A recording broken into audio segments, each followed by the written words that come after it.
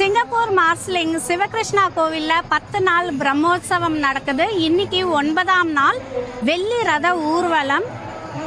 ரதம் பார்த்தீங்கன்னா கோவில்லேருந்து ஒரு 4:30 மணிக்கு புறப்பாடு ஆச்சு. இப்போ மணி 8:30 ஆகுது.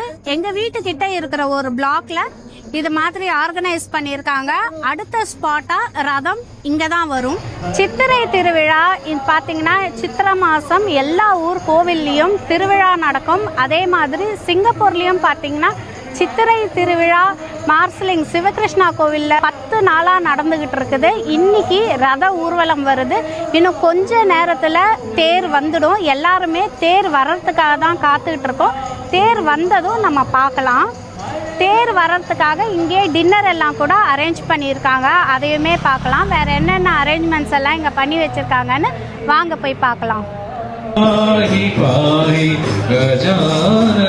தேர் வந்ததும் சுவாமிக்கு அர்ச்சனை பண்ணுறதுக்கு இங்கே ஒரு தாம்பாளத்தில் வஸ்திரம், தேங்காய், பூமாலை, பழம், பூஜைக்கு தேவையான அத்தனை பொருளும் ஒரு தாம்பாளத்தில் வச்சுருக்காங்க. இது நம்ம டிக்கெட் கொடுத்து $21 ஒரு தாம்பாளம்.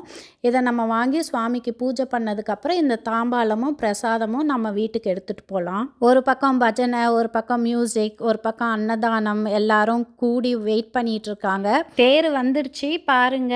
பிரம்மாண்டமாக நம்ம சிவகிருஷ்ணர் எப்படி அலங்காரத்தோட காட்சி தராருன்னு. முன்னாடி 2 குதிரை சூப்பராக நிற்குது. எல்லாருமே பார்த்து ரொம்ப சந்தோஷப்பட்டோம்.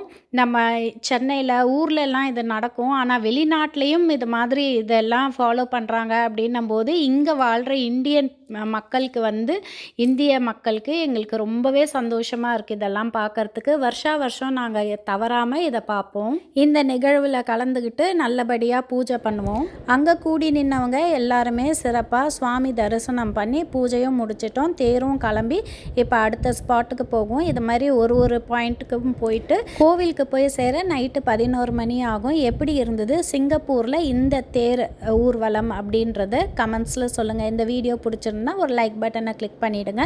அடுத்து ஒரு நல்ல வீடியோவில் வந்து பார்க்குறேன். அது வரைக்கும் பாய்.